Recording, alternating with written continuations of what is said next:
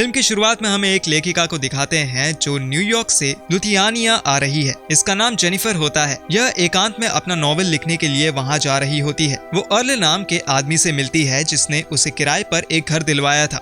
वो वहाँ से अपने घर के लिए निकलती है, लेकिन जल्द ही वो अपना रास्ता भूल जाती है क्योंकि उसका घर जंगल के किनारे एकदम सुनसान इलाके में था और वहाँ आसपास कोई भी नहीं रहता था, इसलिए वहाँ आवाज भी नहीं आती थी। वो एक गैस स्टेशन के पास जाकर रुकती है जहाँ पर उसे 3 लड़के मिलते हैं। इनका नाम जॉनी, स्टैनली और एंडी होता है। ये तीनों लड़के जेनिफर के साथ फ्लर्ट करने लगते हैं। जॉनी उसे सही रास्ता दिखाता है और जेनिफर एक स्माइल देकर वहाँ से निकल जाती है। थोड़ी देर बाद जेनिफर अपने नए घर में पहुँचती है। ये घर एकदम सुनसान इलाके में होता है, इसलिए ये काफी अच्छा और शांत होता है। जेनिफर घर में अपना सामान सेट करके नॉवेल लिखना शुरू करती है। वो वहाँ बहुत शांति से अपना काम कर रही होती है। शाम को वो किसी से बात कर रही है, तभी उसे उसी घर के आउट हाउस से कुछ आवाजें सुनाई देती है। वो उन आवाजों के पीछे जाती है, लेकिन वहाँ कोई नहीं होता। हवाएं चल रही थी, इसलिए आउट हाउस का दरवाजा हवा के कारण बज रहा था। वहाँ पर जेनिफर को बहुत सारे औजार दिखाई देते हैं, लेकिन वो उन सब को नजरअंदाज करके वापस घर पर आ जाती है। वहाँ उसकी ड्रेस पर रेड वाइन गिर जाती है। जेनिफर अपने कपड़े उतार कर उसे पानी से धोने लगती है। तभी हमें पता चलता है कि कोई चुपके से उसकी वीडियो निकाल रहा है। अगली सुबह जेनिफर जॉगिंग करने के लिए जंगल की ओर जाती है। जब वहां से वापस आ रही होती है तो उसे एक केबिन दिखाई देता है। जेनिफर उसके अंदर जाती है। वहां उसे वैसे ही औजार मिलते हैं जैसे उसके आउट हाउस में रखे हुए थे। इसके बाद जेनिफर उस जगह से वापस घर आ जाती है। जेनिफर वापस आकर अपने घर का सिंक चालू करती है, लेकिन सिंक से गंदा पानी आ रहा था, इसलिए जेनिफर एक प्लम्बर को फोन करने लगती है। तभी उसका फोन कमोड में गिर जाता है और जेनिफर उसे ड्रायर से सुखाने लगती है। उसके फोन करने पर एक लड़का मैथ्यू आता है जो उसका नल ठीक करता है।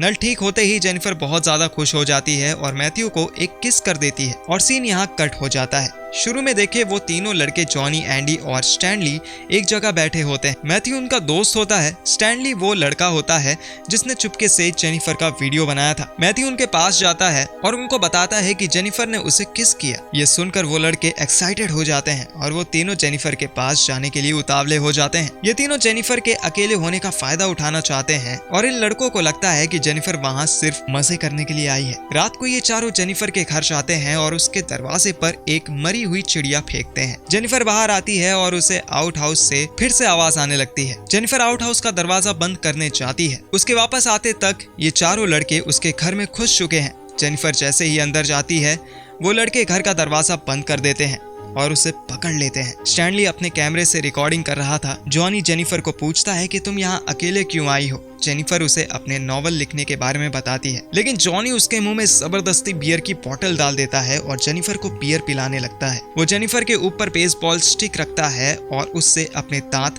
दिखाने कहता है। इधर उनका तीसरा साथी एंडी बार बार माचिस जलाकर जेनिफर के ऊपर फेंक रहा था। जॉनी जेनिफर के दांत उखाड़ने की कोशिश करता है। एक पिस्टल को अपने दोनों पैरों के बीच दबाकर उसे जेनिफर को सक करने कहता है। जेनिफर किसी तरह बचकर जंगल में भाग रही थी। तभी वहाँ के शेरिफ स्कॉच उसे मिलते हैं। वो शेरिफ को अपनी मदद के लिए कहती है और सारी बातें शेरिफ को बताती है। शेरिफ के साथ वहाँ पर अर्ल होता है।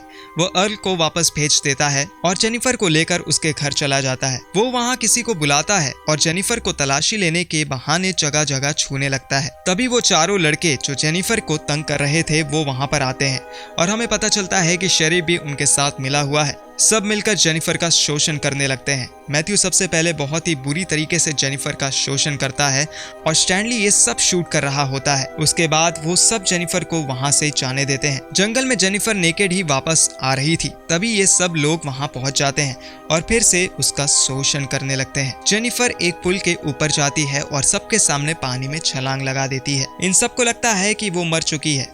ये लोग सारे सबूत वहाँ से मिटा देते हैं। कई दिनों तक ढूंढने के बावजूद जेनिफर की लाश नहीं मिलती, इसलिए वो चारों डर रहे होते हैं कि जेनिफर जिंदा ना हो। शेरिफ अपने घर आता है। उसकी बीवी प्रेग्नेंट है और उसकी एक बेटी भी है। कई दिनों तक खोजने के बाद भी जेनिफर की बॉडी उन्हें नहीं मिलती, तो वो सब खोजबीन करना रोक देते हैं। एक शाम मैथ्यू को सपना आता है कि जिसमें जेनिफर की आत्मा उसे दिखाई देती है। तभी उस पर कोई वार करके उसे बेहोश कर देता है और उठाकर वहाँ से ले जाता है। स्टैनली ने जो रिकॉर्डिंग की थी उसे उसने डिस्ट्रॉय नहीं किया था, बल्कि उसकी एक कॉपी कैमरे में भी सेव थी। लेकिन अब उसका कैमरा गायब हो जाता है। ये बात वो अपने दोस्तों को आकर बताता है, जिससे उसके दोस्त उस पर बहुत ज्यादा गुस्सा करते हैं। जॉनी स्टैनली को मारने लगता है। उसी रात को कोई इनके घर के सामने एक मरी हुई चिड़िया फेंकता है और उसके बाद जेनिफर की एक चप्पल उड़कर जॉनी की तरफ आती है। अगले दिन शेरिफ के घर पर कोई एक टेप छोड़कर चला जाता है, जो उसी की वीडियो टेप थी जिसे स्टैनली ने रिकॉर्ड किया था। उन सबको लगता है कि मैथ्यू ही कर रहा है वो सब। वो लोग मैथ्यू को ढूंढने लगते हैं। इधर शेरिफ अर्ल को मार देता है, क्योंकि अर्ल उनके अलावा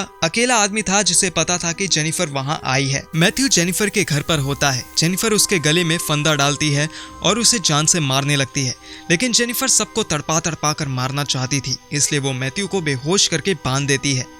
एंडी और स्टैनली जंगल में मैथ्यू को खोजते हुए आगे बढ़ रहे थे। तभी उन्हें एक म्यूजिक सुनाई देता है। उस म्यूजिक का पीछा करते हुए वो खंडर जैसे घर में पहुंचते हैं। ये वही कैबिन होता है जहां पर पहले जेनिफर आ चुकी थी। एंडी घर के अंदर जाने का फैसला करता है और स्टैनली जंगल की ओर खोजबीन करने लगता है। जेनिफर स्टैनली के सामने खड़ी होती है। उसने वहां पर एक जाल बिछा कर रखा होता है।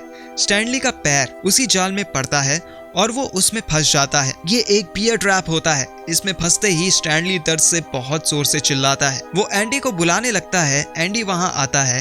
तभी जेनिफर पीछे से एक डंडा लेकर आती है और एंडी के सर पर वार करती है। इससे एंडी बेहोश हो जाता है। जब उसकी आंखें खुलती है तो वो एक बाथ टब के ऊपर लेटा हुआ होता है। वो इस तरीके से बंधा होता है कि उसका मुंह बाथ टब के ऊपर टिका होता है और बाथ टब में पानी भर रहा होता है। इधर जेनिफर स्टैनली को एक दूसरे पेड़ पर बांधकर उसकी वीडियो निकाल रही होती है। जेनिफर स्टैनली के मुंह में एक मरा हुआ चूहा ठूस देती है और मछली पकड़ने वाले कांटों को स्टैनली के पलकों में फंसाकर उसे खींचकर बांध देती है। जेनिफर इसके बाद एक मछली काटती है और उसके अंदर के हिस्से को स्टैनली के चेहरे पर रगड़ देती है, जिससे पक्षी वहां आ सके, और असल में जेनिफर कौवों को आकर्षित करना चाहती थी। जेनिफर स्टैनली को छोड़कर एंडी के पास जाती है।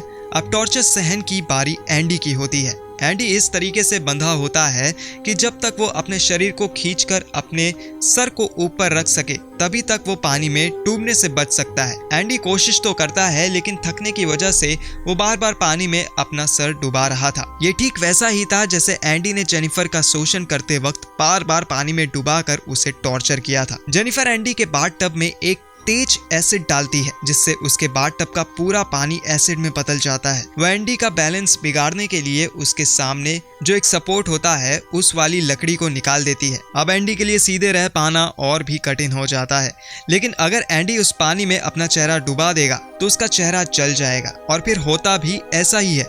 एंडी बार बार बाथ टब में गिर रहा था, जिसके कारण उसका चेहरा चलता जा रहा था और उसका मांस गलने लगता है। दूसरी ओर कौवा को मछली की खुशबू मिल चुकी थी। कौवा वहां पर आकर एंडी का मांस नोचने लगता है और उसकी आंखें फोड़ देता है, जिससे स्टैनली की दर्दनाक मौत हो जाती है। इधर एंडी आखिर बार अपना सर उस पानी में डुबाता है। उसका चेहरा पूरी तरीके से जल चुका था और उसकी भी मौत हो जाती है। जेनिफर वापस उसी गैस स्टेशन पर जाती है और जॉनी के ऊपर वार करके उसे बेहोश कर देती है। जॉनी भी मर जाता है और अब बारी होती है शेरिफ और मैथ्यू की। जेनिफर शेरिफ के घर उसकी बेटी की नई स्कूल टीचर बनकर जाती है। वो शेरिफ से फोन पर बात करती है। जब तक वो घर आता है, जेनिफर उसकी बेटी को कहीं और ले जा चुकी है। शेरिफ उसे ढूंढने गार्डन में जाता है, लेकिन उसे उसकी बेटी वहां नहीं मिलती। इधर जेनिफर शेरिफ की गाड़ी के पीछे सीट पर बैठ जाती है और उसे बेहोश करके उसी जगह ले आती है। जब शेरिफ की आंखें खुलती है तो हमें दिखाई देता है कि उसके बैक साइड पर एक गन लगी है, जिसका ट्रिगर मैथ्यू के हाथ में बंधा हुआ है। मैथ्यू को होश आता है और